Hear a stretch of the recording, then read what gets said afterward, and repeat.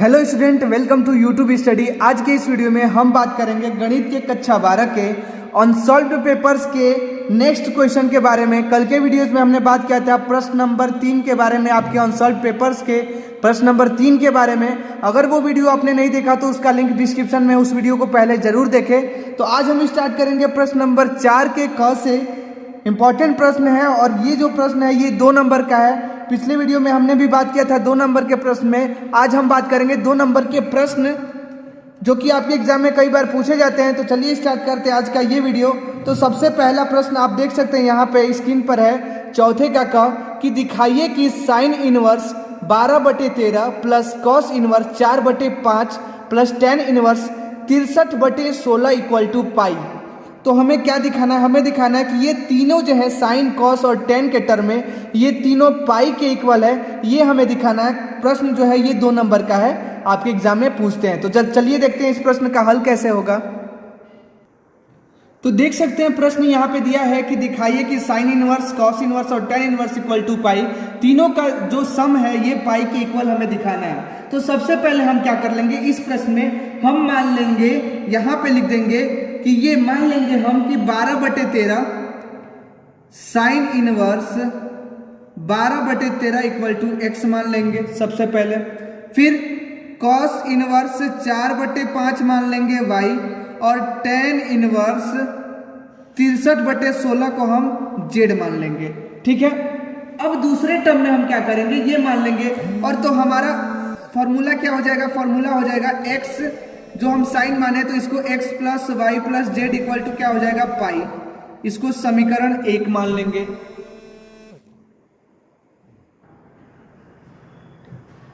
तो ये समीकरण 1 हो जाएगा, x plus y plus z equal to पाई।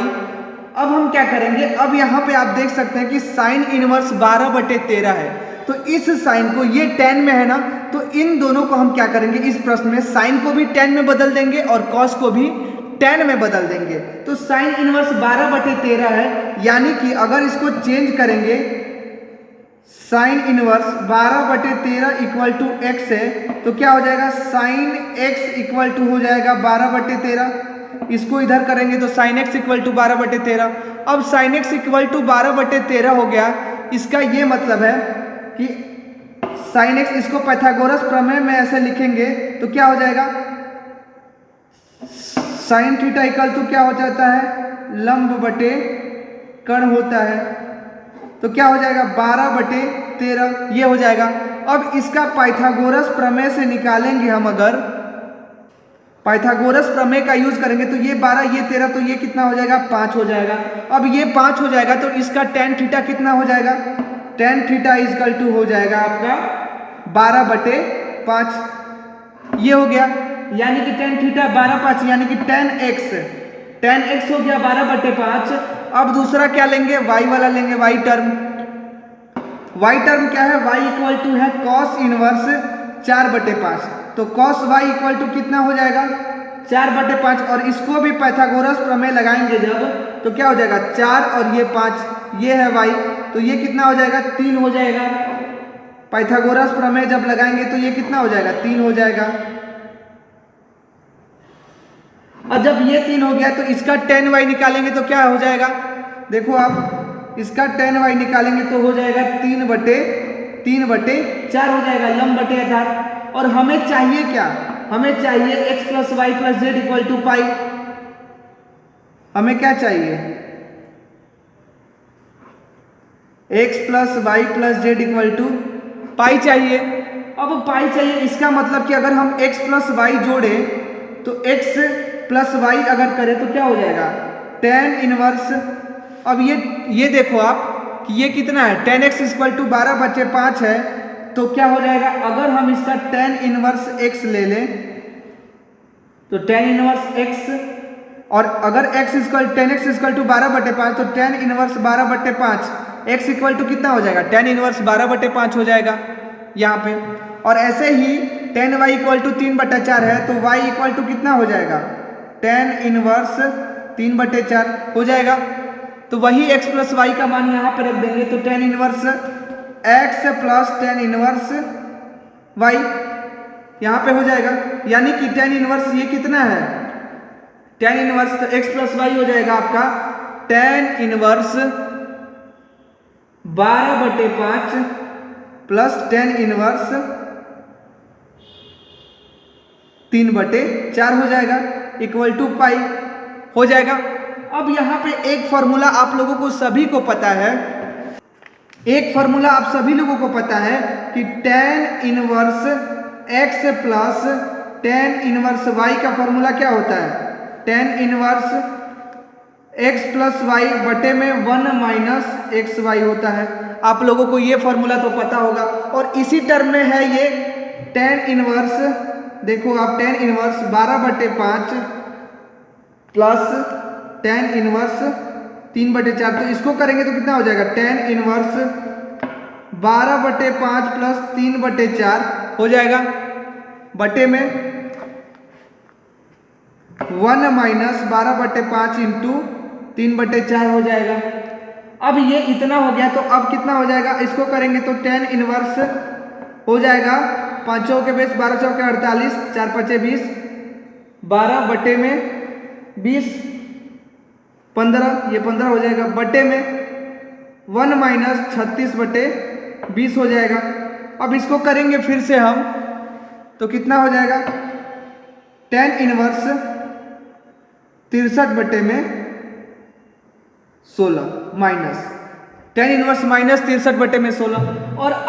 और हमारे फॉर्म जो समीकरण एक हम माने थे, तो इसको हम क्या करेंगे, टेन इनवर्स 63 बटे 16 आ गया, इसको हम क्या करेंगे, अब पहले वाले को हमने समीकरण एक माना था x plus y plus z equal to pi, तो अब हम क्या करेंगे, इन दोनों को रखेंगे। तो x प्लस वाई कितना है, x plus y z equal to pi था, और x प्लस वाई कितना आया, x प्लस वाई आया टेन इनवर्स माइनस 63/16 है, इधर करेंगे तो माइनस टेन इनवर्स 63/16 हो जाएगा, प्लस जेड कितना था, टेन इनवर्स 63/16 था इक्वल टू पाई।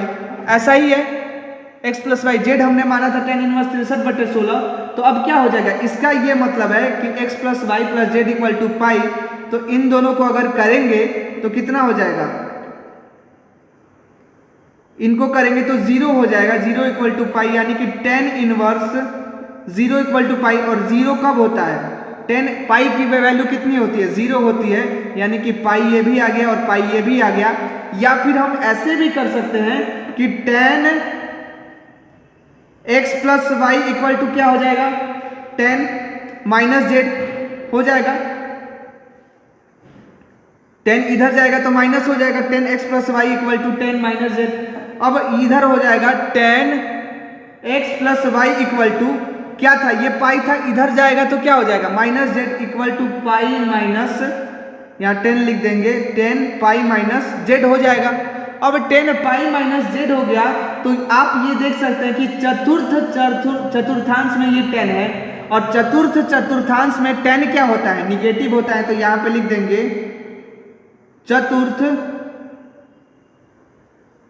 चतुर्थांश में 10 निगेटिव होता है, ये आप लोगों को पता है, ठीक है। तो अब क्या हो जाएगा, आप देखो, अब हो जाएगा 10 x plus y equal to क्या हो जाएगा, 10 माइनस जेड, यानी कि x plus y equal to minus z. और x plus y equal to minus z ये कभी नहीं होगा, क्योंकि x प्लस वाई कभी इक्वल माइनस जेड के नहीं होगा, तो ये निगेटिव वैल्यू नहीं होगा।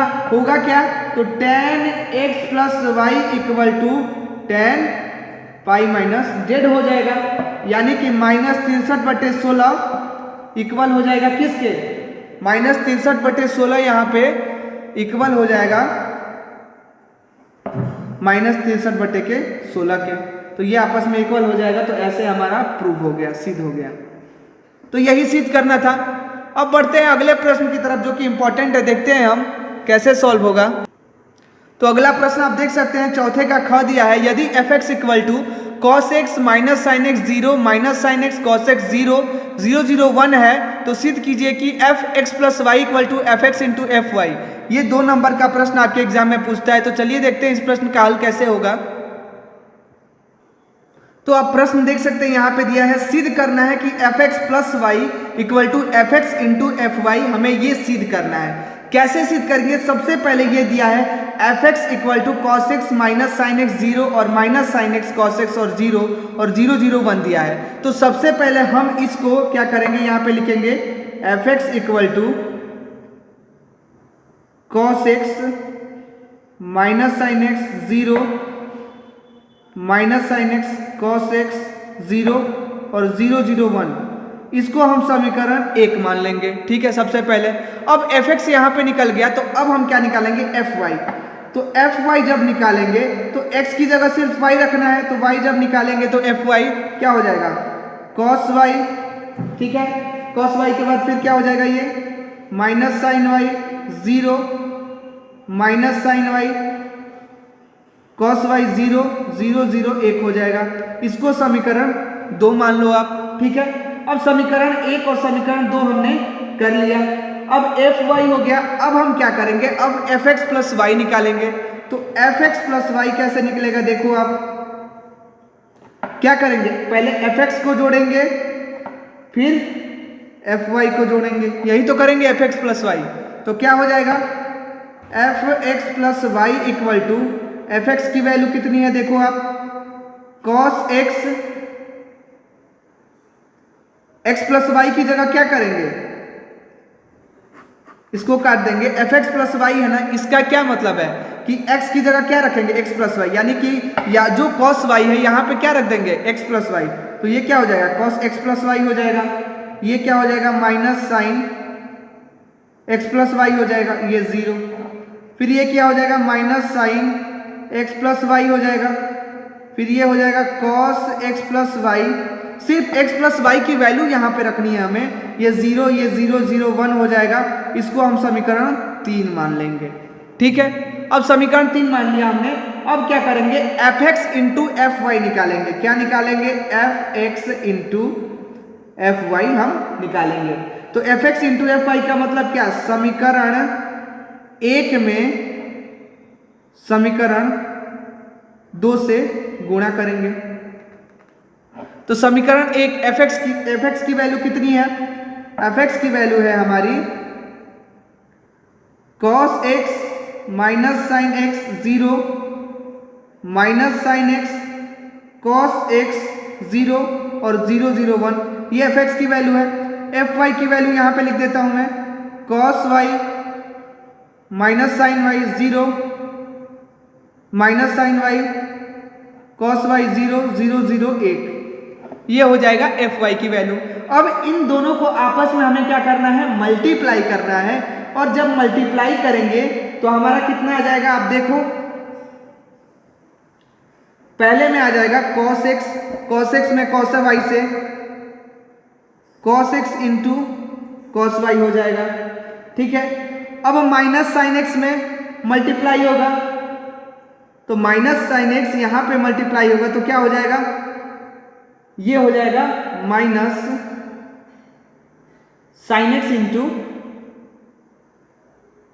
साइन वाई हो जाएगा। ठीक है, दिख रहा है आपको? अब दूसरे वाले में क्या हो जाएगा? देखो आप, ये हो जाएगा sine x into cos y plus cos x into sine y, ये हो जाएगा 0 हो जाएगा।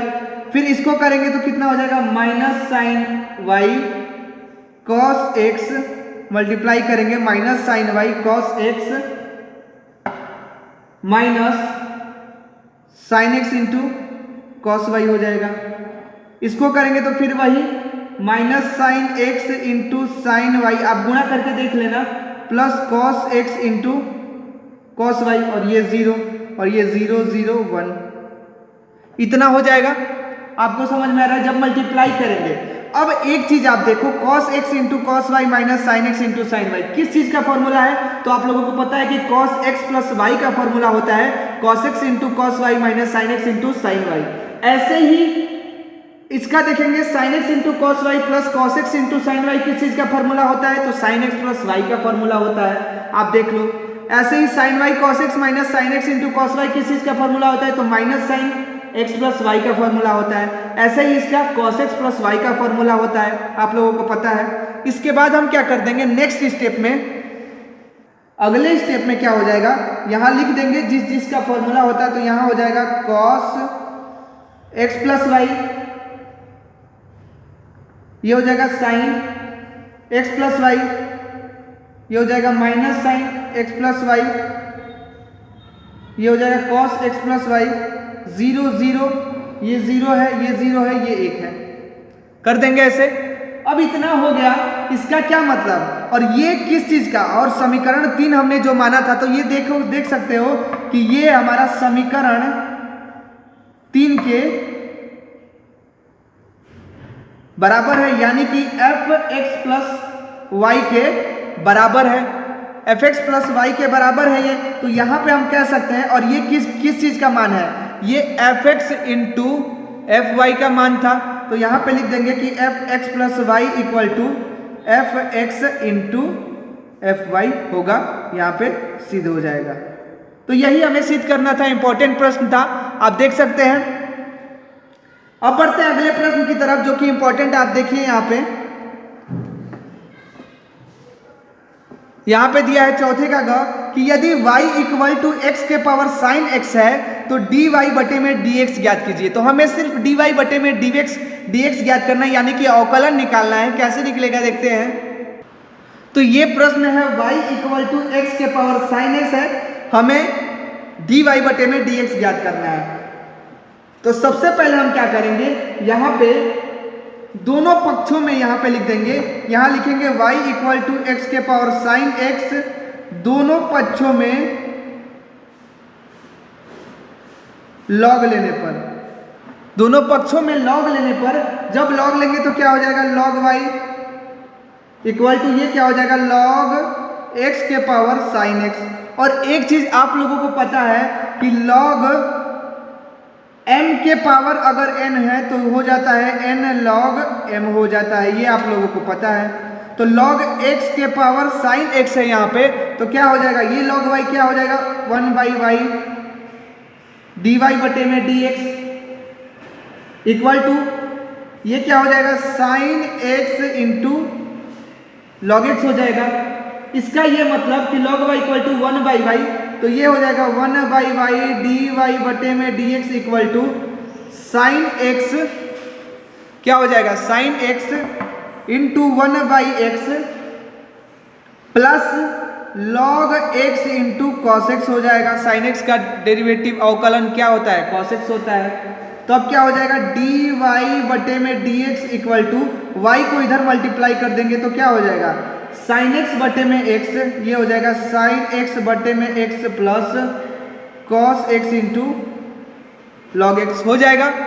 अब dy बटे में dx आ गया, यानी कि y की वैल्यू यहाँ पे क्या थी, y की वैल्यू थी x के पावर साइन x, तो यहाँ पे रख देंगे dy बटे में dx इक्वल टू x के पावर साइन x बटे में x plus cos x into log x। तो ये हमारा निकल गया, ये हमारा आंसर हो जाएगा। ठीक है, सिर्फ यही निकालना था। अब बढ़ते हैं अगले प्रश्न की तरफ। तो आप देख सकते हैं अगला प्रश्न यहां पे दिया है घ कि दिखाइए कि स्थिति सदिशों 4i cap plus 5j cap plus k cap comma minus j cap plus k cap comma 3i cap plus 9j cap plus 4k cap तथा 4 minus i cap plus j cap plus k cap वाले क्रमशः 4 बिंदु a b c तथा d समतलीय है। तो हमें इसमें यह दिखाना है कि a b तथा c d जो है वो समतलीय हमें सिद्ध करना है। कैसे करेंगे देखते हैं इस प्रश्न का हल कैसे होगा। तो देखिए यहाँ पे प्रश्न है, हमें क्या दिखाना है, इन चारों को a b c तथा d को हमें समतलीय दिखाना है। तो सबसे पहले हम जानेंगे इस प्रश्न में कि समतलीय कब होता है, तीन बिंदु समतलीय कब होता है। हम ये मैं आपको बता देता हूं कि तीन बिंदु समतलीय कब होता है, कब होता है जब वो a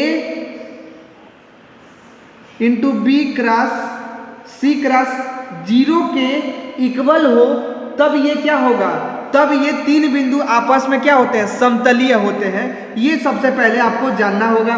इसके बाद लेकिन यहाँ पे क्या है, 1 2 3 4, यहाँ पे 4 बिंदु है। मैंने बताया आपको 3 बिंदु कब समतलीय होंगे। अब यहाँ पे 4 बिंदु है, यानी कि ए 4 बिंदु को समतलीय बनाने के लिए सबसे पहले हमें क्या करना पड़ेगा, 3 बिंदु को आपस में एक बिंदु से जोड़ना होगा। अगर हम 3 बिंदु को आपस में एक बिंदु से जोड़ देते हैं तो ये चारों बिंदु आपस में क्या हो जाएगा, समतलीय हो जाएगा। तो अब हम क्या करेंगे, सबसे पहले मान लो ये ए है, ये बी, ये सी और ये डी है। तो इन तीनों को आपस में समतलीय दिखाने के लिए ए के साथ जोड़ दे, अगर ए बी कर दे, ए सी कर दे और ए डी निकाल दे, तो ये आपस में चारों बिंदु आपस में क्या हो जाएंगे, समतलीय बिंदु हो जाएंगी। तो हमें क्या निकालना पड़ेगा, ए बी निकालना पड़ेगा। जब ए बी निकालेंगे तो ए बी का फॉर्मूला क्या हो जाएगा, बी माइनस ए। अब यहाँ पे बी क्या है, ये बी है और ये ए है, तो हम बी माइनस ए करेंगे। तो सबसे पहले तो हम इसको लिख ले, ए बी और सी डी क्या है, यहाँ पे मैं लिख देता हूँ आपको, a equal to 4i cap plus 5j cap plus k cap, और बी क्या है, बी है आपका minus j cap plus k cap, ये है बी। ठीक है, ये बी है, ए ये है और बी ये है, आप देख सकते हैं यहाँ पे। अब हम क्या करेंगे, इन दोनों को माइनस करेंगे, तो क्या हो जाएगा, बी माइनस है, यानी कि माइनस जे कैप, इसमें माइनस करेंगे प्लस के cap minus 4i cap plus 5j cap plus के कैप करेंगे। तो जब इसको घटाएंगे तो क्या हो जाएगा, इनको घटाएंगे तो माइनस जे, और ये क्या है, पहले तो माइनस 4i यहाँ पे हो जाएगा, माइनस 4i माइनस जे और माइनस 5j कितना हो जाएगा, माइनस 6j, और माइनस के कितना हो जाएगा, माइनस 2k हो जाएगा। ठीक है, ए बी हमने निकाल लिया, ए बी निकाल लिया। अब हम क्या करेंगे, ए सी निकालेंगे, एक बार ए बी और एक बार ए सी निकालेंगे। यहाँ पे आप देख सकते हैं ए बी हमने निकाला, अब ए सी निकालेंगे, फिर ए डी। तो ए सी जब निकालेंगे, आप देखो यहाँ पे ए सी निकालेंगे जब, तो क्या हो जाएगा, c माइनस ए, और a हमने बताया c क्या है, c का मैं लिख दे रहा हूं, पॉइंट बिंदु क्या है, 3i cap plus 9j cap plus 4k cap है। ठीक है, तो c माइनस ए करेंगे तो इसमें से घटाएंगे 3i plus 9j plus 4k cap minus 4i cap plus 5j cap plus k cap. जब इसको घटाएंगे तो कितना हो जाएगा, माइनस i कैप, 9 में से 5 plus 4j cap plus 3k cap हो जाएगा। ये किस चीज का मान है, AC का मान है। ठीक है, अब हम क्या निकालेंगे, AD निकालेंगे, और AD निकालने के लिए आप लोगों को फॉर्मूला पता है, D माइनस A होगा। और D क्या दिया है, D दिया है आपका minus 4i cap plus 4j cap plus 4k cap दिया है। तो इसमें से घटाएंगे तो क्या हो जाएगा, minus 4i cap plus 4j cap plus 4k cap, minus a घटाएंगे, a कितना है, प्लस k कैप यहाँ पे। अब इनको जब घटाएंगे तो कितना हो जाएगा, आप देखो, माइनस 4 कितना हो जाएगा, माइनस 8i कैप, फिर प्लस 4 माइनस 5 कितना हो जाएगा, minus j cap, plus 4 minus k कितना हो जाएगा, प्लस 3k कैप हो जाएगा यहाँ पे। अब इसका क्या मतलब, अब हम क्या करेंगे, इन चारों बिंदु को समतलीय दिखाएंगे।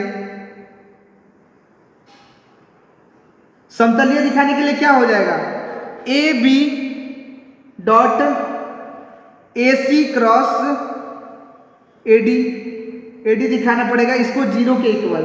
तो ये क्या हो जाएंगे, तो ये समतलीय हो जाएंगे। तो क्या हो जाएगा, आप देखो यहाँ पे -4 -1 और -8 हो जाएगा। ठीक है, फिर क्या हो जाएगा, फिर क्या बचा, क्योंकि ए बी और ए सी डी निकाले, तो ये ए बी ए सी और ए डी, आई कैप का हमने लिखा, अब जे कैप का लिखेंगे, -6 4 -1, ये हो जाएगा -2 3 और 3 हो जाएगा इक्वल टू 0 के इक्वल। अब इनको आपस में मल्टीप्लाई कर दो तो क्या हो जाएगा, -4 4 -1 3 3, फिर -6 -1 -8 3 और 3, फिर -2 करेंगे कितना हो जाएगा, देखो आप -1 8 4 और -1 हो जाएगा। ठीक है, अब इनको आपस में क्या करो, मल्टीप्लाई कर दो, निकाल दो आप, तो क्या हो जाएगा -4 12 + 3 + 6 -3 + 24 हो जाएगा, -2 1 + 32 हो जाएगा। अब इनको निकालोगे तो -4 × 15 + 6 × 21 -2 × 33, तो ये हो जाएगा -60 + 126 -66। तो इनको आपस में करेंगे तो -126 + 126 आ जाएगा, यानी कि कट जाएगा, कितना आ गया, 0 के इक्वल आ गया। और यही हमको प्रूव करना था, यानी कि AB dot AC × AD cross equal to 0 के इक्वल आ गया। तो हम कह सकते हैं कि AB AC और AD समतलीय है, इसीलिए ABCD भी समतलीय होंगे। तो यही हमें प्रूव करना था, इंपॉर्टेंट प्रश्न था। तो सबसे पहले आप स्क्रीन पर देख सकते हैं, यहाँ पे लिखा गया है कि यदि A इक्वल टू 1 2 3 3 -2 1 4 2 1 है, तो दिखाइए कि AQ -23A -40I यानी 40I इक्वल टू 0 कैसे दिखाएंगे। यानी कि इसको हमें सिद्ध करना है, इसको हमें A की वैल्यू दी है यहाँ पे AQ, और A की जगह यहाँ पे क्या करेंगे, सिर्फ A की वैल्यू पुट कर देना है और इसको सॉल्व करना है। तो चलिए देखते हैं इस प्रश्न का हल कैसे होगा। तो आप देख सकते हैं ये प्रश्न यहाँ पे A की वैल्यू दी है यहाँ पे, और हमें AQ -23A -40I equal to हमें 0 लाना है। तो इसको प्रश्न को हल करने के लिए सबसे पहले हमें क्या करना पड़ेगा, AQ की वैल्यू लाना पड़ेगा। यहाँ पे A दिया है, तो A दिया है तो सबसे पहले हम क्या करेंगे, AQ का मतलब क्या होता है, पहले तो ये लिख लें, AQ का मतलब A × A² होता है। तो सबसे पहले हम क्या करेंगे, A² की वैल्यू निकाल लेंगे। तो A² की वैल्यू निकालने के लिए क्या करना पड़ेगा, A × A करना पड़ेगा। अब A × A यानी कि A की वैल्यू लिखेंगे, तो A² इक्वल टू क्या हो जाएगा, देखो आप A की वैल्यू 1 3 4 2 -2 2 3 1 और 1, फिर A की वैल्यू लिखेंगे यहाँ पे 2 बार, 1 3 4 2 -2 2 3 1 1, ये हो जाएगा A की वैल्यू 2 बार। अब A² हो गया A × A। अब इन दोनों को क्या करेंगे, इन दोनों को आपस में मल्टीप्लाई कर देंगे। तो मल्टीप्लाई करेंगे तो क्या हो जाएगा, पहले आप ध्यान से देखना इसको, ये हो जाएगा, इसको ऐसे मल्टीप्लाई करेंगे, तो इसको अगर मल्टीप्लाई करेंगे तो A² इक्वल टू हो जाएगा 1 का 1 में, तो 1 लिख देंगे, प्लस फिर क्या करेंगे 2 का, फिर ऐसे करेंगे ऐसे, फिर 2 का इसमें करेंगे 3 में, तो कितना हो जाएगा, 2 का 3 में, तो 2 तिहाई 6 हो जाएगा, प्लस में 3 का 4 में 12 हो जाएगा। ठीक है, अब इसको ऐसे करेंगे तो 1 का 2 में करेंगे कितना हो जाएगा, 2 हो जाएगा, फिर 2 का -2 में तो कितना हो जाएगा, -4, तो -4 लिख देंगे, फिर 3 का 2 में +6 लिख देंगे, फिर इसका इसमें करेंगे क्या हो जाएगा 3, फिर 2 का 1 में +2, फिर 3 का 1 में +3 हो जाएगा। अब क्या करेंगे, इसका इस तरह मल्टीप्लाई करेंगे, 3 का 1 में कितना हो जाएगा 3, फिर -2 का 3 में करेंगे तो कितना हो जाएगा -6, और 1 का 4 में +4 हो जाएगा, फिर ऐसे ही 3 का 2 में करेंगे 6 हो जाएगा, -2 का -2 में +4 हो जाएगा, और 1 का 2 में +2 हो जाएगा, फिर एक बार इसका इसमें मल्टीप्लाई करेंगे तो कितना हो जाएगा, 3 का 3 में 9, -2 का 1 में -2, और फिर 1 का 1 में +1 हो जाएगा। उसके बाद इसका क्या हो जाएगा, 4 का 1 में 4 हो जाएगा, 2 का 3 में +6 और +4 हो जाएगा, फिर 4 का 2 में कितना हो जाएगा 8 हो जाएगा, प्लस 2 का -2 में तो -4 हो जाएगा, फिर 1 का 2 में +2 हो जाएगा, फिर 4 का 3 में 12 प्लस 2 और प्लस 1 हो जाएगा, इतना हो जाएगा। तो ए स्क्वायर की वैल्यू कितनी आ गई आप देखो, 12 6 18 1 19।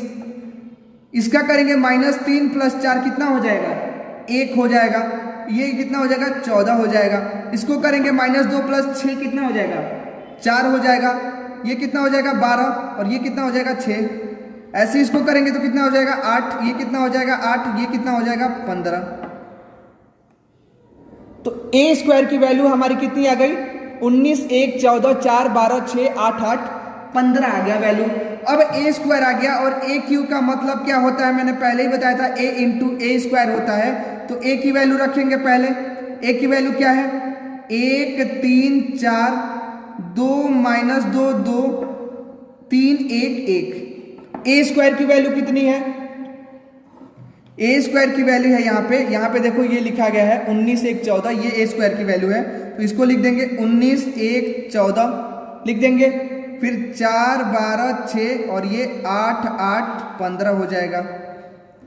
अब इनको ऐसे फिर से वैसे ही मल्टीप्लाई करेंगे तो ए क्यू की वैल्यू कितनी हो जाएगी, आप देखना ध्यान से। इसको भी वैसे मल्टीप्लाई करेंगे, 1 का 19 में मल्टीप्लाई करेंगे 19 हो जाएगा, फिर 2 का 1 में +2, फिर 3 का 14 में कितना हो जाएगा, 42 हो जाएगा। फिर 1 का 4 में 4, फिर 2 का 12 में 24, फिर 3 का 6 में 18। ऐसे इसका 8, फिर 2 का 8 में +16, फिर 3 का 15 में 45 हो जाएगा। अब इसको वैसे करेंगे, 3 का 19 में 57, -2 का 1 में -2, फिर 1 का 14 में 14 हो जाएगा। फिर 3 का 4 में 12, -2 का फिर 12 में -24 हो जाएगा, ये माइनस है। फिर 1 का 6 में +6, फिर यहाँ पे करेंगे 3, इससे 24 हो जाएगा। फिर -2 का 8 में -16 प्लस 1 का 8 में 8 हो जाएगा।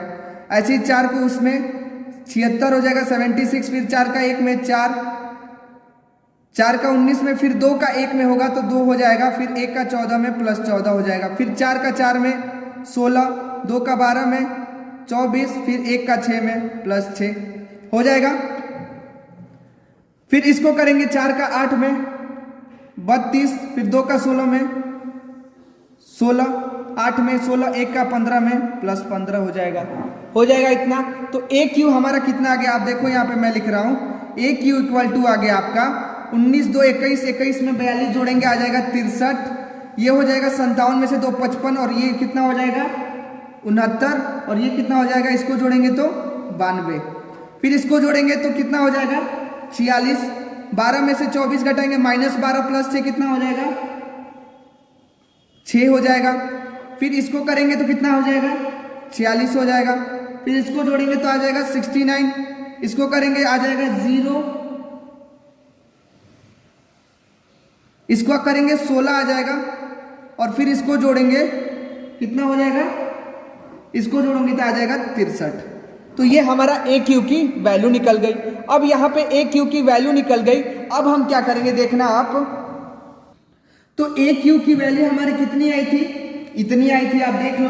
अब हमें निकालना क्या है, हमें पता है कि ए क्यू -23a -40i को 0 के इक्वल करना है। तो पहले ए क्यू लिख देंगे हम। ए क्यू की वैल्यू कितनी है, 63 69 92 46 -6 46 69 16 और 63, ये है।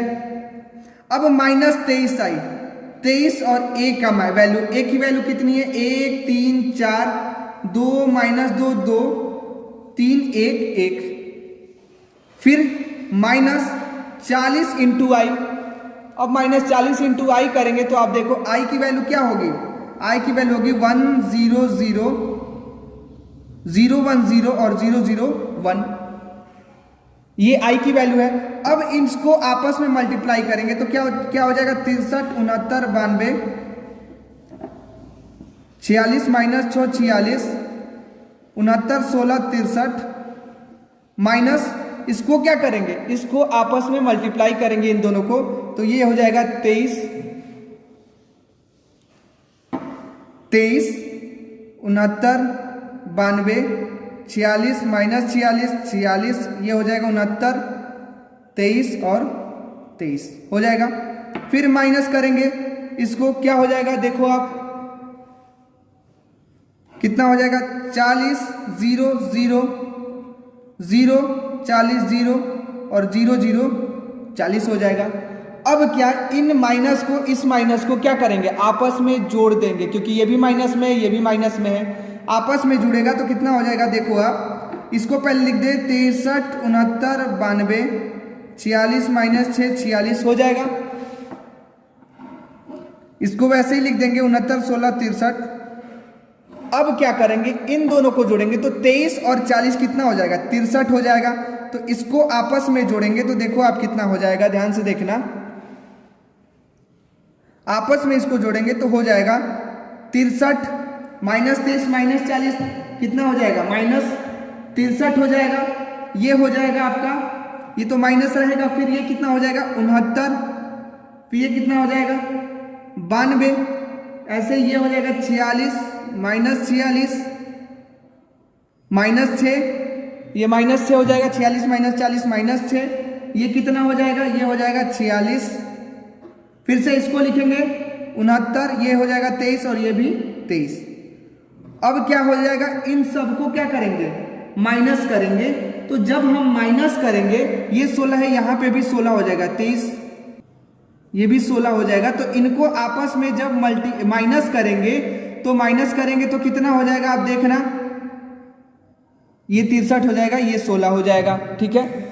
तो इन दोनों को आपस में क्या करेंगे माइनस करेंगे, तो इसको अगर हम माइनस करेंगे 63 में से 63 सबको माइनस करेंगे तो क्या आ जाएगा 0। तो यहां पे प्रूव हो गया कि a³ minus 23 a minus 40 i किसके इक्वल हो गया 0 हो गया, ये हमारा प्रूव हो गया। तो यहां से सिद्ध हो गया। यह 5 नंबर का आपके एग्जाम में पूछता है। अब बढ़ते हैं अगले प्रश्न की तरफ जो कि इंपॉर्टेंट है, वो भी 5 नंबर का देखते हैं हम। तो अब नेक्स्ट प्रश्न आप देख सकते हैं यहाँ पे 5वें का ख यहाँ पे दिया है कि यदि R1 तथा R2 दो तुल्यता संबंध समुच्चय A में है तो सिद्ध कीजिए कि R1 इंटीग्रेशन R2 एक तुल्यता संबंध है।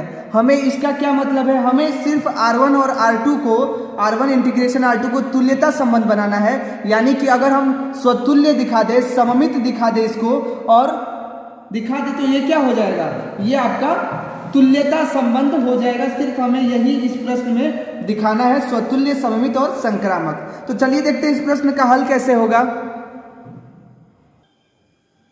तो ये देख सकते हैं, ये प्रश्न है R1 तथा R2 तुल्यता संबंध समुच्चय A में है, तो हमें सिद्ध करना है R1 इंटीग्रेशन R2 को कि ये एक तुल्यता संबंध है। सिर्फ यही सिद्ध करना है। तो कैसे करेंगे, सबसे पहले इस प्रश्न में हम क्या करेंगे, R1 और R2 को दिखाएंगे स्वतुल्य, सममित और संक्रामक। तो यहाँ पे लिखेंगे अब सबसे पहले R1, फिर यहाँ लिख देंगे हम R2, ठीक है। अब R1 तथा R2 को अब हम क्या करेंगे, अब स्वतुल्य कब होता है, आप लोगों को पता है कि A बिलोंग्स टू R1 हो जाता है तो ये क्या होता है, स्वतुल्य होता है। ये समीकरण 1 मान लो आप, ठीक है। फिर क्या, अब सममित क्या होता है, सममित होता है B बिलोंग्स टू अगर R1 है तथा BA बिलोंग्स टू भी R1 होता है तो वो क्या होता है, सममित होता है। पता है आपको, ये सममित होता है, ये स्वतुल्य है, ठीक है। अब हम क्या दिखाएंगे, संक्रामक। संक्रामक के लिए आप लोगों को पता है कि अगर AB बिलोंग्स टू R1 है, AB बिलोंग्स टू R1 है तथा अगर BC बिलोंग्स टू भी R1 होगा तो AC और बिलोंग्स टू भी अगर R1 होता है, R1 को डिफाइन करता है, यानी कि AC के सारे एलिमेंट जो है R1 को डिफाइन करते हैं, तो क्या हो जाएगा, ये संक्रामक हो जाएगा। तो आपको पता चल गया स्वतुल्य, सममित और संक्रामक। तो इसको आप समीकरण 3 मान लो, ठीक है। अब R2 के लिए क्या करेंगे, वही स्वतुल्य दिखाएंगे, A बिलोंग्स टू R2, समीकरण 4 मान लो, ठीक है। फिर क्या हो जाएगा, AB बिलोंग्स टू R2 तो BA बिलोंग्स टू भी R2 होना चाहिए, समीकरण 5 हो जाएगा। ऐसे ही अगर AB बिलोंग्स टू R2 होता है और BC बिलोंग्स टू भी R2 होता है तो AC बिलोंग्स टू भी R2 होना चाहिए, तो ये संक्रामक हो जाएगा, ये समीकरण 6 मान लो, ठीक है, तो यहां से हमने स्वतुल्य, सममित और संक्रामक हमने दिखा दिया कैसे ये होता है। अब हम क्या करेंगे, अब R1 R2 दो एलिमेंट है, सबसे पहले हमको क्या दिखाना है, R1 इंटीग्रेशन R2 को तुल्यता संबंध दिखाना है, यानी कि R1 तथा R2 का जो इंटीग्रेशन होगा वह स्वतुल्य भी होगा, सममित भी होगा और संक्रामक भी होगा, ये दिखाना है। जब R1 और R2 स्वतुल्य, सममित, संक्रामक होते हैं तब तो स्वतुल्य, ये तुल्यता है, यानी कि ये चीज है, स्वतुल्य भी है, सममित भी है, संक्रामक भी है R1। ऐसे ही R2 तुल्यता संबंध है, यानी कि स्वतुल्य है, सममित है और संक्रामक भी है। ऐसे ही R1 इंटीग्रेशन R2 को हम दिखाएंगे तो दो एलिमेंट होगा, 1 2। R1 इंटीग्रेशन R2 क्या होगा, ये बीच वाला जो शेडेड रीजन है, जो जिसको मैंने लाइन किया है, ये क्या होगा, R1 इंटीग्रेशन R2। ये है R1, ये R1 है, ये R2 है, और ये बीच वाला क्या होगा, R1 इंटीग्रेशन R2 होगा। ये आप लोगों को पता है। तो अब हमें क्या करना है, आप यहां पे देख सकते हो, हम क्या करेंगे, समीकरण 1 और 4 में हम यहां पे लिखेंगे समीकरण 1 तथा समीकरण 4 को लेंगे। समीकरण 1 और 4 क्या है, आप देख सकते हैं यहां पे AA बिलोंग्स टू R1 और AA बिलोंग्स टू R2, समीकरण 1 और समीकरण 4 है। तो हम अगर समीकरण 1 तथा समीकरण 4 लेते हैं तो क्या होता है, AA बिलोंग्स टू क्या होगा, R1 एंड R2, और R1 एंड R2 का क्या मतलब कि A और A जो बिलोंग्स करेगा किसका, R1 integration R2। R1 and R2 का मतलब R1 इंटीग्रेशन R2। ठीक है, अब हम क्या करेंगे, अब हम समीकरण दूसरा और 6 लेंगे, समीकरण 2 और 6 लेंगे। अब जब समीकरण 2 और 6 देखेंगे तो आप यहां पे देख सकते हो, समीकरण 2 क्या है, BA बिलोंग्स टू R1, और यहां पे क्या है, BC बिलोंग्स टू, यहां पे BA बिलोंग्स टू R। ये क्या हो जाएगा, अगर समीकरण 2 और समीकरण यहां पे 4 लेंगे हम, तो समीकरण 2 और समीकरण 5 लेंगे, समीकरण 2 और समीकरण 5 लेंगे तो इससे क्या होगा, BA बिलोंग्स टू R1 तथा BA बिलोंग्स टू R2 दोनों आपस में इक्वल हो जाएंगे।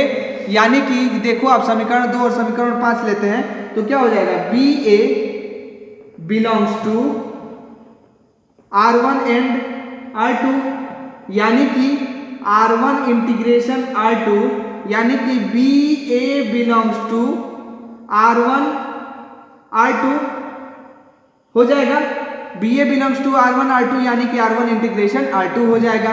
इन दोनों में कर रहा है तो ये क्या हो जाएगा, BA क्या हो जाएगा, ये तुल्यता हो जाएगा। समझ में आ रहा है आपको। अब क्या करेंगे, अब समीकरण 3 और समीकरण 6 लेंगे। तो समीकरण जब 3 और 6 लेंगे तो देखना आप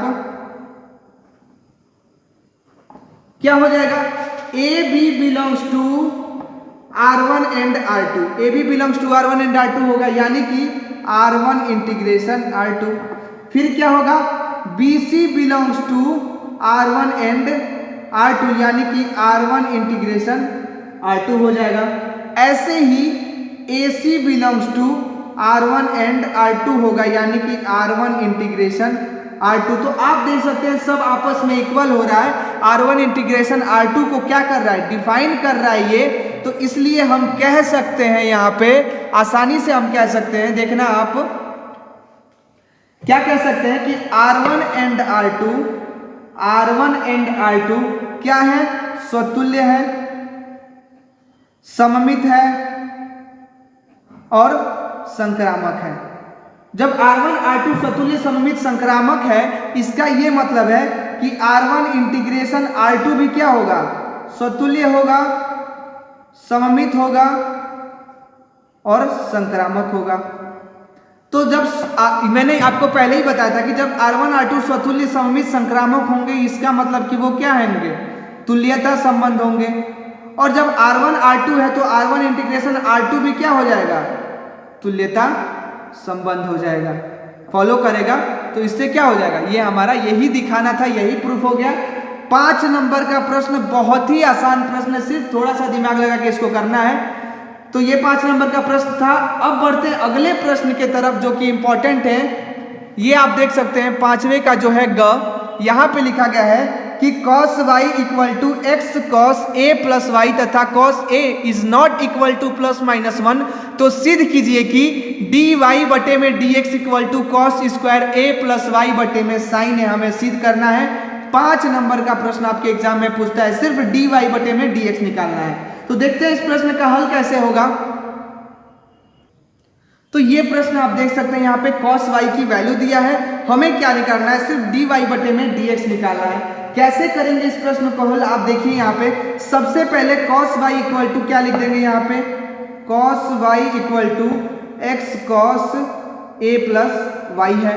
तो अब हम क्या करेंगे, सिर्फ x की वैल्यू निकालेंगे, तो ये क्या हो जाएगा, डिवाइड में चला जाएगा, यानी कि x इक्वल टू हो जाएगा cos y बटे में cos a प्लस वाई हो जाएगा, ये हो जाएगा। इतना आपको समझ में आ रहा है। अब हम क्या करेंगे इस प्रश्न में, यहाँ पे x इक्वल टू एक्स की वैल्यू आ गई, अब हम यहाँ पे निकालेंगे dx बटे में dy का मान। dx बटे में dy जब निकालेंगे तो क्या हो जाएगा, d बटे में dy cos y बटे में cos a प्लस वाई हो जाएगा। और एक चीज आपको पता है कि ये क्या है, ये डिवाइड में है, और डिवाइड में कैसे निकालते हैं, कैसे अवकलन करते हैं, यानी कि अगर मान लो कोई वैल्यू रहे d by d y u बटे में भी रहे, तो इसको कैसे हल करेंगे, सबसे पहले du इंटू भी माइनस डी भी इंटू यू बटे में बी स्क्वायर, यानी कि एक का इंटीग्रेशन फिर एक का गुणा फिर एक का इंटीग्रेशन और एक का गुणा बटे में भी स्क्वायर कर देंगे। ये आप लोगों को पता है, ऐसे ही करते हैं, तो ऐसे ही इसको करेंगे तो क्या हो जाएगा, देखो आप यहां पे लिख देंगे dx बटे में dy equal to cos a plus y. ये क्या है,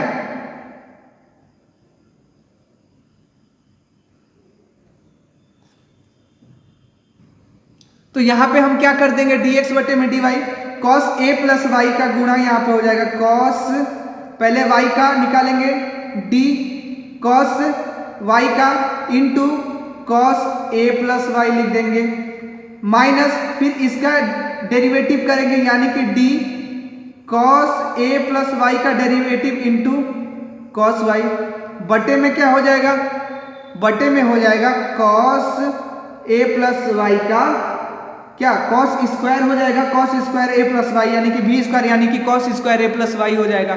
ठीक है, अब अगले स्टेप में हम क्या करेंगे, आप देखो यहाँ पे ये आ गया, अब ये क्या हो गया cos y into cos a plus y. cos y का अगर डेरिवेटिव करेंगे तो क्या हो जाएगा, dx बटे में dy cos y का क्या हो जाएगा माइनस साइन y, तो यहाँ पे लिख देंगे minus sine y into cos a plus y, minus cos a y plus y का डेरिवेटिव करेंगे तो क्या हो जाएगा, ये हो जाएगा minus sine a plus y, तो यहाँ पे हो जाएगा minus sine a plus y into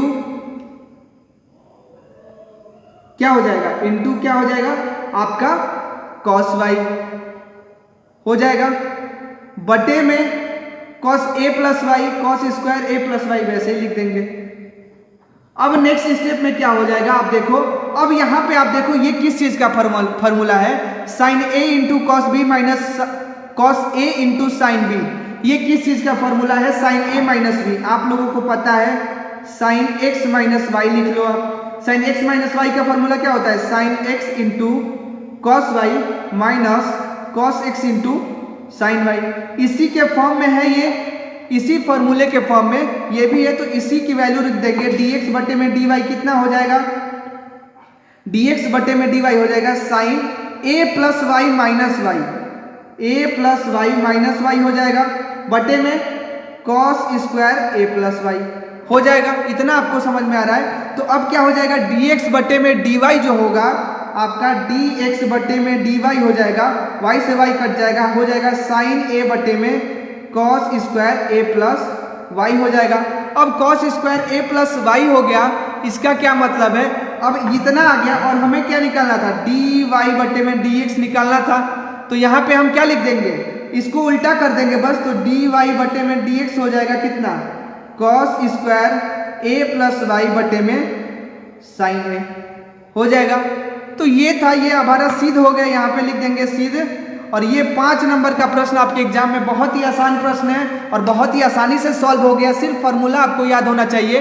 तो देख सकते हैं 5वें का घ जो प्रश्न है वो दिया है, रेखीय प्रोग्रामन समस्या का निम्न अवरोधों अंतर्गत हल कीजिए। तो इसको हल करना है आपको, यहाँ पे कई पॉइंट दिया है। 5x + 3y इज लेस और equal than 15, 2x + 5y is less और इक्वल देन 10, और x इज ग्रेटर और equal than 0, y is greater और इक्वल देन 0, और z is equal to 10x + 3y का अधिकतम मान हमें ज्ञात करना है। ये प्रश्न बहुत ही इंपॉर्टेंट है, 5 नंबर का प्रश्न।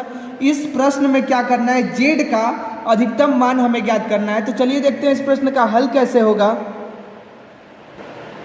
तो देख सकते हैं इस प्रश्न को हल करने के लिए हमें क्या करना पड़ेगा, सबसे पहले अधिकतम मान ज्ञात करना है। कैसे हल करेंगे, सबसे पहले हम इन 3 इक्वेशन को क्या करेंगे, लिख लेंगे। तो क्या है इक्वेशन, आप देखो यहाँ पे 5x + 3y इज लेस और इक्वल देन 15, और दूसरा है 2x + 5y इज लेस और इक्वल देन 10, और है x इज ग्रेटर और इक्वल देन 0। ये पॉइंट यहाँ पे दिया है। और सबसे पहले z is equal to 10x + 3y दिया है, यानी कि z का हमें क्या करना है, मैक्सिमम मान, यानी कि अधिकतम मान हमें इसमें ज्ञात करना है। देखो क्या करेंगे, सबसे पहले 5x + 3y इज लेस और इक्वल देन 15 है, तो इसको क्या करेंगे, इक्वल 15 लिख देंगे। देखो आप कैसे करते हैं, यहाँ पे लिख देंगे 5x + 3y is equal to 15, ठीक है। अब इसमें x और y 2 मान दिया है यहाँ पे, तो इस दोनों में x और y का मान लेंगे। तो x और y में अगर x 0 रखेंगे, क्या रखेंगे, अगर x को हम यहाँ पे 0 रखेंगे तो y का मान कितना हो जाएगा, y का मान हो जाएगा 5 हो जाएगा। अब फिर वैसे ही अगर x की वैल्यू 3 रखते हैं तो y का मान कितना हो जाएगा 0 हो जाएगा। एक पहले, दूसरा लेंगे 2x + 5y = 10, और इसमें हम देखेंगे x और y लेंगे, x y लेंगे। अगर x 0 रखते हैं तो y की वैल्यू कितनी आती है 2, और अगर y को 0 रखते हैं तो x की वैल्यू कितनी हो जाएगी 5 हो जाएगा। इतना आपको समझ में आ रहा है। अब नेक्स्ट स्टेप में हम क्या करेंगे, और देखो यहाँ पे ये इक्वेशन बन गया और x का 2 पॉइंट निकल गया, निर्देशांक क्या आ गया 0, 3, 5, 0, इसका 0, 5 और 2 0। तो सबसे पहले हम क्या करेंगे, ग्राफ बना लेंगे। एक यहाँ पे हम ग्राफ बनाएंगे, ये ग्राफ बनाएंगे -6, -5, -4, 3, 2, 1 और ये 0 हो जाएगा। ऐसे ग्राफ बनाएंगे, फिर क्या हो जाएगा 1, 2, 3, 4, 5 और 1 6 हो जाएगा। अब क्या करेंगे इसमें, अब आप यहाँ पे दे सकते हैं कितने पॉइंट है, एक है 0, यहाँ पे देख सकते हैं 0, 5 और 3 0। तो 0, 5 कहाँ होगा, यहाँ पे होगा 0, 5 हो जाएगा। y 5 है, ये x और ये y है। अब ये 0, 5 हो गया। ऐसे ही 0, 2, 0, 5 और 1 क्या है 3 0। 3 0 कहाँ होगा, आप देखो यहाँ पे होगा x, 3 0 यहाँ पे हो जाएगा। फिर अब इस वाले इक्वेशन में आप देखो x 0 y 2, x 0 y 2 कहाँ पे होगा, आप देखो x 0 y 2 यहाँ पे होगा। फिर क्या है, आप देखो 5 0 है, 5 0 कहाँ पे होगा, यहाँ पे होगा। 5 0 यहाँ पे हो जाएगा। इतना आपको समझ में आ रहा है। अब 5 0 यहाँ पे हो गया, तो अब आप देख सकते हैं यहाँ पे क्या हो जाएगा। तो समीकरण जो बनेगा 0, 5 और 3 0, 0, 5 और 3 0, इसको मिला देंगे, हो जाएगा 0, 5, 3 0। और एक 0, 2 और 5 0, इसको मिला देंगे, यहाँ पे मिला है। तो अब देख रहे हैं कि यहाँ पे क्या कर रहा है, ये पॉइंट काट रहा है। अब ये पॉइंट काट रहा है तो समीकरण में हम रखेंगे जब, तो निर्देशांक हमारा जब समीकरण, और इस 0, 2 वाला समीकरण क्या था, यहाँ पे 2x + 5y = 10, 0, 2 का। और इस लाइन का क्या था, 5x + 3y = 15 था। अब इन दोनों समीकरण को जब हम सॉल्व करेंगे इस पॉइंट पे, तो इनका निर्देशांक क्या निकल जाएगा, आप देखो इनका निर्देशांक निकल जाएगा जब सॉल्व करेंगे। एक बार आप सॉल्व करना, 45/19 और 20/19 हो जाएगा इनका निर्देशांक। तो यहाँ पे निर्देशांक क्या आ गया, आप देख सकते हैं 45, 19 और 20/19, ये दो निर्देशांक आ गया। ठीक है, अब अगले स्टेप में हम क्या करेंगे, आप देखना। अगले स्टेप में हम इस दोनों इक्वेशन को लिखेंगे। सबसे पहले क्या लिखेंगे, 5x + 3y = 15। क्या था, 5x + 3y इज लेस और इक्वल देन 15, ये था। अब अगर 0 लेंगे, x को 0 y को 0, तो क्या हो जाएगा, 0 + 0 इज लेस और इक्वल देन 15, यानी कि 0 इज लेस और इक्वल देन 15। अब बताओ 15 से 0 बड़ा है या छोटा है, तो छोटा है, तो यहाँ पे ये डिफाइन कर रहा है, यानी कि पहला डिफाइन कर रहा है कि एक तो छोटा है लेकिन बराबर नहीं है। तो इसमें दो कंडीशन बनेगा। पहला कंडीशन तो ये बना कि ये 0 छोटा है, तो ये कंडीशन में ये सही हो जाएगा। दूसरे कंडीशन में ये इक्वल नहीं है, तो ये गलत हो जाएगा, यानी कि सही और गलत, एक का सही एक का गलत। ठीक है, दूसरा इक्वेशन लेंगे, 2x + 5y इज लेस और इक्वल देन 10। इसमें भी x और y का मान 0 0 रखेंगे तो क्या हो जाएगा, 10, यानी कि 0 जो है वो लेस और इक्वल देन 10 है। तो इसमें भी दो कंडीशन बना, क्या, एक तो लेस है, ये सही है, इक्वल नहीं है, दो कंडीशन बना। ठीक है, अब इन दोनों का क्षेत्र मूल बिंदु की ओर जाएगा। अब यहाँ पे दोनों क्या है, दोनों 0 के इक्वल आ रहा है, तो अब हमारा क्या हो जाएगा, अब जो बनेगा हमारा ये जो ग्राफ बना है, ये दोनों का मूल बिंदु कहाँ होगा, 0 के इक्वल हो जाएगा। यानी कि आप देखो ये हो जाएगा आपका 0 के इक्वल। इसका डायरेक्शन कहाँ होगा, डायरेक्शन ऐसे होगा, आप बना लोगे। ठीक है, उसके बाद इसका भी डायरेक्शन ऐसा ही होगा, नीचे 0 2 का डायरेक्शन ऐसे बनेगा, बन जाएगा, ये वाला मूल बिंदु की ओर होगा। तो दो डायरेक्शन बन गए यहाँ पे। तो आपका ये दोनों क्षेत्र में कहाँ आ रहा है, मूल बिंदु की ओर आ रहा है, यानी कि 0 की ओर आ रहा है। तो ये दो कंडीशन हमने यहाँ पे कर लिया। अब अगले स्टेप में क्या करेंगे, इस प्रकार अब यहाँ पे हम क्या ले लेते हैं, आप देखो, इसको हम मान लेंगे, ये तो O है, इसको मान लो O, 0 भी है, O भी है, इसको O मान लो, इसको A मान लो, इसको क्या मान लो, A मान लो, OA हो गया। अब क्या करो, आप इस वाले निर्देशांक को C ले लो और इस वाले निर्देशांक को B ले लो और इसको D ले लो, तो क्या हो जाएगा, OACBD हो जाएगा। तो यहाँ पे अगले स्टेप में हम क्या करेंगे, इस प्रकार क्या हो जाएगा, OACB शीर्ष बिंदु, इस प्रकार यहाँ पे लिखेंगे, इस प्रकार OACB शीर्ष बिंदु की ओर हो जाएगा। ठीक है, यानी कि शीर्ष बिंदु, यानी कि z = 10x + 3y के लिए अगर हम O लेते हैं, यानी कि O लेंगे तो 0 और 0 लेते हैं, तो 0 और 0 लेते हैं तो वैल्यू कितनी आती है, 0 आ जाएगी।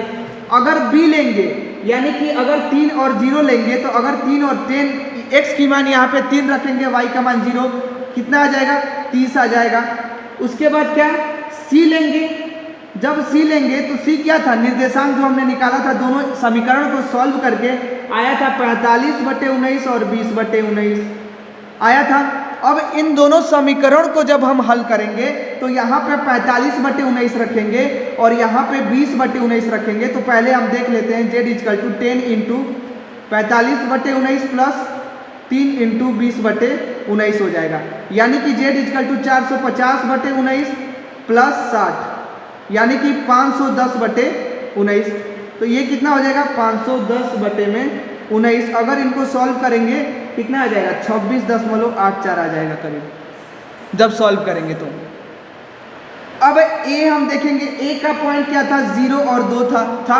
अब 0 और 2 इस z = 10x + 3y में रखेंगे, तो रखो यहाँ पे z = 10x + 3y, z = 10 × 0 + 3 × 2, यानी कि z = कितना आ गया, 6। अब A का मान अगर 0 2, तो z कितना आ जा रहा है, 6। तो अब आप यहाँ पे देख सकते हो क्या क्या पॉइंट आया। अगर O लेते हैं, यानी कि 0 0 लेते हैं तो वैल्यू 0 आती है, B लेते हैं 3 0 रखते हैं तो 30 आती है, सी रखते हैं तो आता है 26.84 और अगर ए रखते हैं तो वैल्यू आता है 6। तो अब इन चारों में आप देख सकते हैं इसमें और इसमें, इन चारों में सबसे अधिकतम वैल्यू किसकी आ रही है? तो आप देख सकते हैं सबसे अधिकतम वैल्यू बी की आ रही है। तो यहां पे हम लिख देंगे कि बी का अधिकतम मान है, बी का अधिकतम मान है, यानी कि ऐसे जेड का अधिकतम मान है। अधिकतम मान कितना होगा? जेड का अधिकतम मान होगा 30, यानी कि जेड मैक्सिमम का मान कितना हो जाएगा? 30। किस पॉइंट पे 30 हो रहा है ये भी लिखना जरूरी है। तो लिखेंगे बी पॉइंट पे 3 0 ले रहे हैं तो ये क्या हो रहा है? अधिकतम हो रहा है। तो ऐसे हमारा क्या हो गया? जेड का अधिकतम मान 30 आ गया, यही हमारा आंसर हो जाएगा। ये 5 नंबर का प्रश्न, इंपॉर्टेंट प्रश्न आपके एग्जाम के नजरिए से। अब बढ़ते हैं अगले प्रश्न की तरफ जो कि इंपॉर्टेंट है, वो भी देख सकते हैं आप। यहां पे दिया है अंग कि दिखाइए कि पूर्णांकों के समुच्चय में r equal to a b belongs to z into z a minus b को 7 विभाजित करता है एक तुल्यता संबंध है। यानी कि हमें इस प्रश्न में क्या दिखाना है? तुल्यता संबंध, यानी कि स्वतुल्य दिखाना है, सममित दिखाना है और संक्रामक इस r को हम दिखा देंगे इस पूरे को, तो ये हमारा क्या हो जाएगा? तुल्यता संबंध होगा। तो चलिए देखते हैं इस प्रश्न का हल कैसे होगा। तो इस प्रश्न आप देख सकते हैं, इसमें तुल्यता संबंध दिखाने के लिए हमें क्या करना पड़ेगा? हमें इस प्रश्न में सबसे पहले स्वतुल्य, सममित और संक्रामक दिखाना पड़ेगा। अब वो कैसे दिखाएंगे देखते हैं हम इस प्रश्न में। सबसे पहले क्या करेंगे? A b belongs to z है तो यहां पे लिखेंगे ए बिलोंग्स टू जेड, ठीक है। अब स्वतुल्य का मतलब क्या है? ए बिलोंग्स टू जेड होना चाहिए। ए बिलोंग्स टू जेड यानी कि A1 और A2 बिलोंग्स करना चाहिए जेड के लिए, और जेड के लिए जेड इंटू जेड के लिए करना चाहिए। तब ये क्या होगा? स्वतुल्य होगा, यानी कि A1 और A2 इक्वल टू 0। अब A1 A2 करेगा, अगर 2 इंटू 2 करे, अगर मान लो जेड की जगह 2 रख दे, 2 इंटू 2 इक्वल टू 4। अगर इस वैल्यू को चेंज कर दे, A2 A1 कर दे, फिर भी 2 इंटू 2 की कितना हो जाएगा? 4 हो जाएगा। यानी कि ये क्या कर रहा है? स्वतुल्य को डिफाइन कर रहा है। तो यहाँ पे हम लिख देंगे जेड एक स्वतुल्य संबंध है, यहाँ पे लिख देंगे। अब हम दिखाएंगे संक्रामक, और ये क्यों होगा? क्योंकि यहाँ पे हम ये दिख रहा है कि क्योंकि यहाँ पे लिखेंगे हम स्वतुल्य संबंध है क्योंकि 0 7 से विभाज्य है। अब यहाँ पे 7 से होने का क्या मतलब कि यहाँ पे आप देखो, अगर हम यहाँ पे 2 गुणे 2 हमने लिखा, ये अब रहने दो, आप ऐसे करो, अगर A1 और डिवाइड 7 करो या फिर 0 डिवाइड 7 करो, A2 भी 0 ले लो, 0 डिवाइड 7 करो, तो क्या आएगा? 0 ही आएगा, यानी कि 0 के इक्वल आ जाएगा। इसलिए हम कह सकते हैं कि 0 जो है वो 7 से विभाज्य है, इसलिए यह एक स्वतुल्य संबंध है। दूसरा लेंगे हम, दिखाएंगे क्या? सममित। सममित दिखाने के लिए हमें क्या करना पड़ेगा? A1 और A2 को Z इंटू जेड के बिलोंग्स दिखा दे। अगर A1 और A2 क्या हो जाएगा? 7Z हो जाएगा, यानी A1 माइनस A2, क्योंकि A माइनस भी है, यहाँ पे A माइनस भी है, तो हम क्या लेंगे? A1 minus A2। A1 minus A2 equal to क्या हो जाएगा? 7Z। और अगर A2 और A1 लेते हैं जो बिलोंग्स कर रहा है Z इंटू जेड, अगर A2 माइनस A1 लेते हैं तो ये भी क्या हो जाएगा? 7 से माइनस 7Z हो जाएगा। A2 minus A1 minus 7Z हो जाएगा, यानी कि A2 minus A1 equal to 7 और माइनस Z, ये हो जाएगा। ये यानी कि ये भी 7 से क्या है? विभाज्य होगा, और A1 A2 भी 7 से क्या होगा? विभाज्य होगा। तो हम यहाँ पे कह सकते हैं कि A2 और A1 बिलोंग्स कर रहा है Z इंटू जेड, यानी कि A2 minus A1 belongs Z into Z, यहाँ पे लिख देंगे। तो अतः Z एक सममित संबंध है, लिख देंगे। अब नेक्स्ट करेंगे हम A1 A2 और A3। अब हमें क्या दिखाना है, संक्रामक। संक्रामक दिखाने के लिए हमें क्या दिखाना पड़ेगा, a1 a2 और a3 belongs z into z, यानी कि a1 और a2 belongs to z into z. ठीक है, उसके बाद a2 और a3 belongs to z into z, ऐसे ही a1 और a3 belongs to z into z. यानी कि आप देखो अगले स्टेप में हम क्या करेंगे, यानी कि अगर a1 माइनस a2 लेंगे, a1 माइनस a2 तो क्या होगा, ये 7z यानी कि 7 से विभाज्य होगा। अगर a2 माइनस a3 लेते हैं तो ये भी क्या होगा, 7 से विभाज्य होगा। ये 7r1 मान लो, ये 7r2 7 से विभाज्य होगा। और अगर a1 माइनस a3 लेते हैं तो क्या हो जाएगा, 7r1 प्लस r2 हो जाएगा, यानी कि ये भी 7 से विभाज्य होगा। तो हम कह सकते हैं कि a1 a3 belongs to z into z, इसीलिए z इंटू जेड एक संक्रामक संबंध है। z इंटू जेड एक संक्रामक संबंध है। तो अतः हम यहाँ पे कह सकते हैं, अतः z इंटू जेड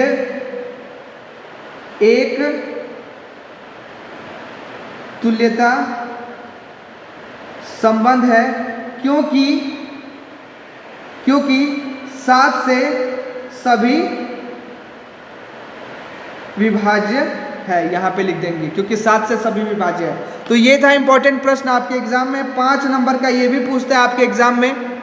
अब बढ़ते हैं अगले प्रश्न की तरफ। बहुत ही आसान प्रश्न था ये, आप देख सकते हो, कुछ नहीं करना, बहुत आसान तरीके से इसमें सॉल्व करना है और ये सॉल्व हो जाएगा। अब बढ़ते हैं अगले प्रश्न की तरफ।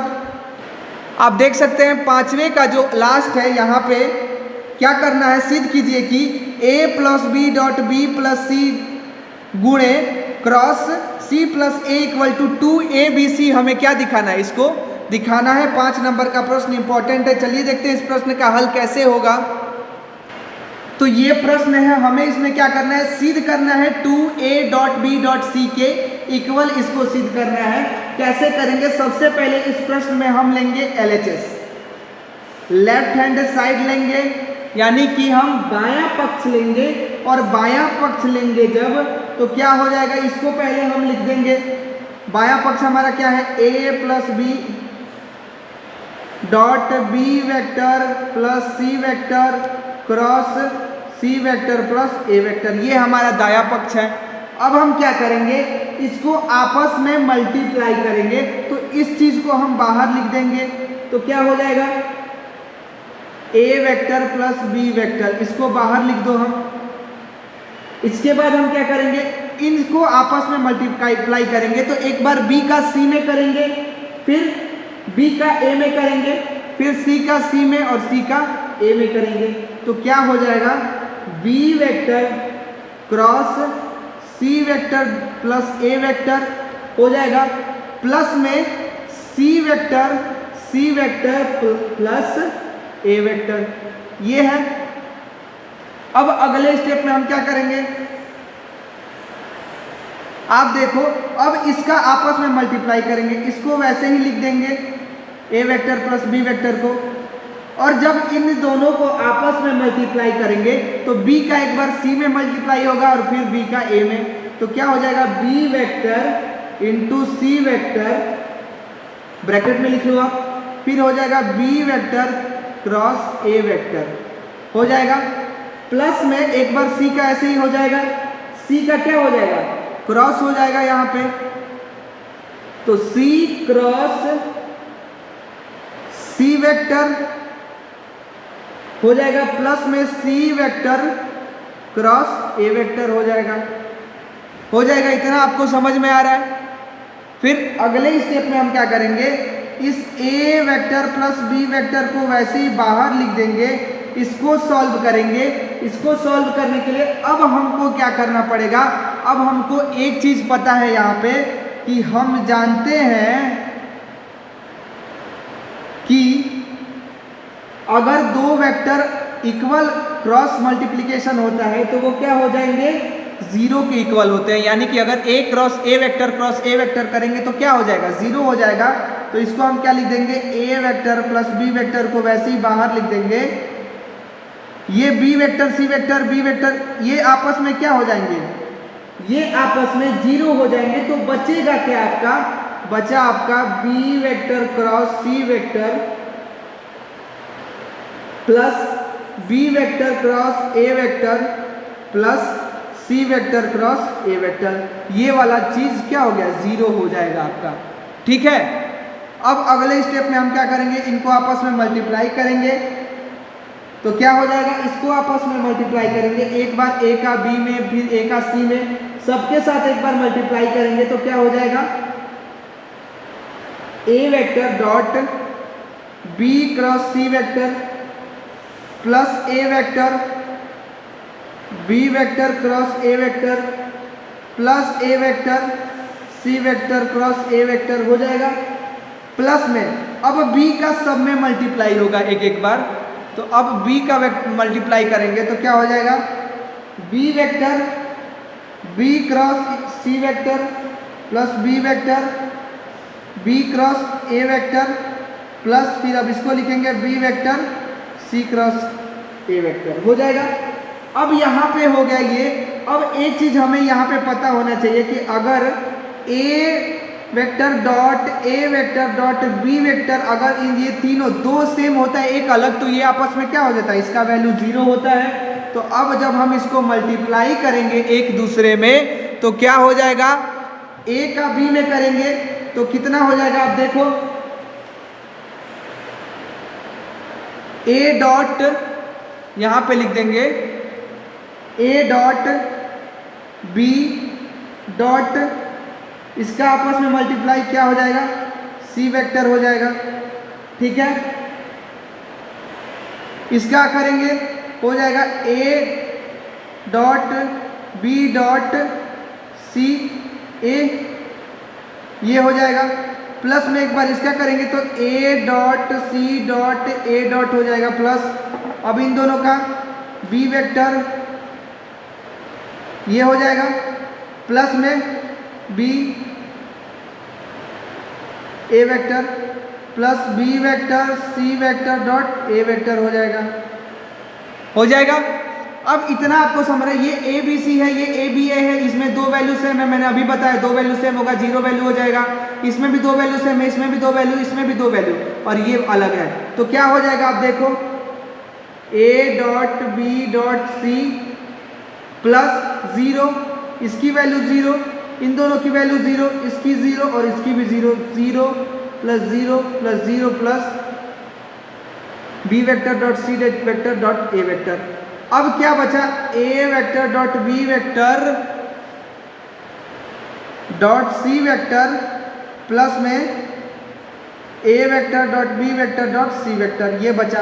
अब इन दोनों को अगर हम आपस में क्या करेंगे, अगर जोड़ देंगे तो क्या हो जाएगा, 2a b c, यही तो हो जाएगा।